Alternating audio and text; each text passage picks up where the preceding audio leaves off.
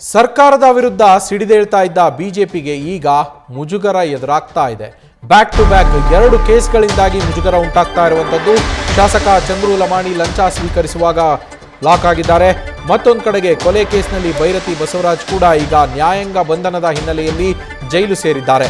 ಈ 2 ಪ್ರಕರಣಗಳಿಂದಾಗಿ ಬಿಜೆಪಿಯ ಹೋರಾಟಕ್ಕೆ ಇದರಿಂದಾಗಿ ಹಿನ್ನಡೆ ಆಗ್ತಾ ಇರುವಂತದ್ದು.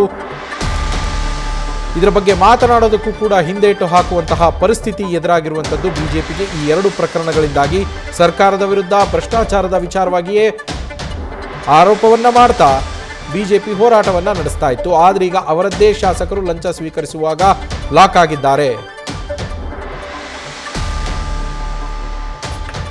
ನಮ್ಮ ಪ್ರತಿನಿಧಿ ಗಣಪತಿ ನ್ಯೂಸ್ ರೂಮ್ನಿಂದ ಲೈವ್ನಲ್ಲಿ ಜಾಯ್ನ್ ಆಗಿದ್ದಾರೆ.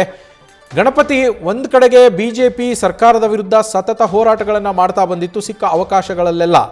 ಆದ್ರೀಗ ಬಿಜೆಪಿಗೆ ಹಿನ್ನಡೆ ಆಗ್ತಾ ಇರುವಂಥದ್ದು ಏನೆಲ್ಲ ಮಾಹಿತಿ ಇದೆ?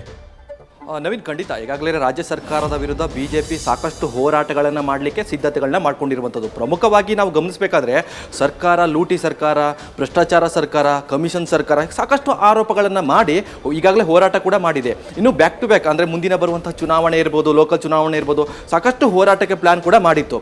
ಆದರೆ ಯಾವ ಸರ್ಕಾರದ ವಿರುದ್ಧ ಇವತ್ತು ಏನು ಬಿಜೆಪಿ ಆರೋಪ ಮಾಡ್ತಿತ್ತು ಅದೇ ನಾಯಕರು ಇವತ್ತು ಲಂಚ ಅವತಾರದಲ್ಲಿ ಸಿಲುಕಿಕೊಂಡಿರುವಂಥದ್ದು. ಈ ನಿಟ್ಟಿನಲ್ಲಿ ನೋಡೋದಾದ್ರೆ ಬಿಜೆಪಿ ಮುಂದೆ ಹೇಗೆ ಹೋರಾಟ ಮಾಡಬೇಕು, ಇದೇ ಒಂದು ರೀತಿ ಹಿನ್ನಡೆ ಅಲ್ವಾ ಅನ್ನೋದು ಕೂಡ ಒಂದಷ್ಟು ಚರ್ಚೆ ಆಗ್ತಿರುವಂಥದ್ದು. ಬಿಜೆಪಿಯ ಸೀನಿಯರ್ ಲೀಡರ್ ಕೂಡ ಈ ಪ್ರಕರಣಕ್ಕೆ ಸಂಬಂಧಪಟ್ಟಂತೆ ಸಾಕಷ್ಟು ಮುಜುಗರಕ್ಕೆ ಕೂಡ ಒಳಗಿರುವಂಥದ್ದು. ಜೊತೆಗೆ ಮುಂದಿನ ಹೋರಾಟಗಳು ಹೇಗೆ ಮಾಡಬೇಕು, ನಮ್ಮ ಪಕ್ಷದ ನಾಯಕರೇ ಈ ರೀತಿಯಾದಂತಹ ಲಂಚ ಪ್ರಕರಣದಲ್ಲಿ ತಗಲಾಕೊಂಡಿರುವಂತಹ ಹಿನ್ನೆಲೆಯಲ್ಲಿ ಹೋರಾಟಕ್ಕೆ ಇದು ನಮಗೆ ಹಿನ್ನಡೆ ಅಲ್ವಾ ಅಂತ ಕೂಡ ಈಗಾಗಲೇ ಬಿಜೆಪಿ ವಲಯದಲ್ಲಿ ಚರ್ಚೆ ಆಗ್ತಿರುವಂಥದ್ದು. ಜೊತೆಗೆ ಕಾನೂನು ಸುವ್ಯವಸ್ಥೆ ಬಗ್ಗೆ ಈಗಾಗಲೇ ಸಾಕಷ್ಟು ಬಿಜೆಪಿ ಮಾತಾಡ್ತಾ ಇತ್ತು.